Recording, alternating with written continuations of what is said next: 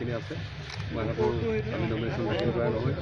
এইবাৰ বৰমা সমষ্টি আমি ৰেকৰ্ড কৰি কেনে জয়যুক্ত হ'ব পাৰিম আৰু হয়তো অসম চৰকাৰ ভাল আমি দায়িত্ব ল'ব পাৰিম। কি ইছ্যু লৈ আপুনি ৰাইজৰ মাজত? প্ৰথম ইছ্যু হ'ল উন্নয়নৰ ইছ্যু। দ্বিতীয়তে BTCৰ আমাৰ যিখন চৰকাৰ হৈছে তাত যিখিনি প্ৰচেষ্টা আমাৰ অবৰ ৰাইজৰ বা বড়ো ৰাইজৰ যিখিনি সমস্যা আছিলে মাটিৰ পৰা আৰম্ভ কৰি উন্নয়নৰ পৰা আৰম্ভ কৰি গাঁও গঠনৰ পৰা আৰম্ভ কৰি সেই ইছ্যুবিলাক যাতে সমাধানলৈকে যায়। বিশেষকৈ আপোনালোকে দেখিছে যে আমি চৰকাৰ বনোৱাৰ পিছতে অসমীয়া ভাষাৰ যিটো সংকট আছিল সেইটো প্ৰায় দূৰ হৈছে আৰু আজি মেইনলি আমি BTC পাৰ্টত আমাৰ যিটো ভাতৃত্ববোধ সেইটো যাতে মজবুত কৰিব পাৰোঁ। আমাৰ মাজত যে সংঘাত আৰু যিখিনি বিচ্ছিন্নতাৰ যিটো আগৰ ঘটনা আছিল নোহোৱা কৰিব পাৰোঁ। বিশেষকৈ আমাৰ নন BTC পাৰ্টৰ বিশেষকৈ বহু ৰাইজৰ এটাই অভিযোগ আছিলে যে বিগত সময়বিলাক MLA বিলাকৰ যিটো ৰ'ল ল'ব লাগে তেওঁলোকে ল'ব নোৱাৰে। সেইকাৰণে আমাক বহুত আগতেই জনাইছিল।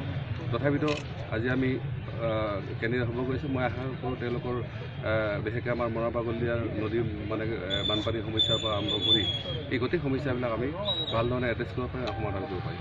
আপোনাৰ প্ৰাৰ্থিত্ব প্ৰদানে এই সমষ্টিটোত যিটো মিত্ৰজোঁটৰ চলি আছে কিবা প্ৰভাৱ পৰিব? মই মুঠে প্ৰভাৱ নকৰে, কাৰণ অলৰেডি আমাৰ যিটো ফ্ল'ৰত মেইন যিটো সিদ্ধান্ত মেকিং তাত ইতিমধ্যে আলোচনা হৈছিল যে ইয়াত নৱসেনা থাকিব আৰু আমাৰ হিমন্ত বিশ্ব শৰ্মা ডাঙৰীয়া হওক প্ৰমোদ ডাঙৰীয়া হওক তেওঁলোকে নিশ্চয় ৰাইজৰ মাজলৈ তেওঁলোকে কি কয় প্ৰচাৰৰ কাৰণে আহিম বুলি অলৰেডি কথা দিছে। গতিকে মই ভাবোঁ এইটো অলপ কনফিউজন থাকিলে সেই টাইমত এইবিলাক কনফিউজন নহয়।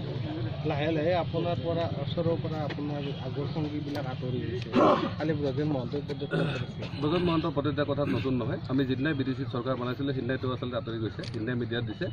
কিন্তু হয়তো এতিয়া অলপ মানে খন গণনা কৰি আজিৰ মুহূৰ্তত হয়তো এই কথাটো কৈছে, কিন্তু ব্ৰজেন মহন্ত আঁতৰি গৈছে। আমি তেখেতসকলক বিগত দিনবিলাকত আমাৰ ৰাইজক যিখিনি তেওঁ সেৱা কৰিলে বা যিখিনি ৰাইজৰ হৈ বিভিন্ন মাধ্যমবিলাকত তেওঁ বক্তব্য ৰাখিলে তাৰ কাৰণে আমি ধন্যবাদ জনাইছোঁ। আৰু মই বিচাৰিছিলোঁ তেখেতক তেতিয়াও কৈছোঁ যে তেখেতে বড়োবোৰৰ সংঘাত সমাধানটো দেখি যোৱা হ'লে খুব ভাল আছিল বা সমাধানলৈকে থকা হ'লে ভাল আছিল।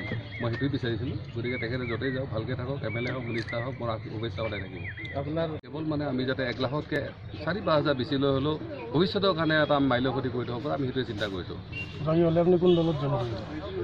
নৱসেনাক মই ভাবোঁ তেওঁ কোনো দলৰে দৰকাৰ নাই, চব দলে নৱসেনাৰ লগত আছে। গতিকে ইয়াত মই ভাবোঁ এইটো প্ৰশ্ন আচলতে অবান্তৰ, কাৰণ নৱসেনীয়া য'তে আছে ৰাইজৰ লগত আছে।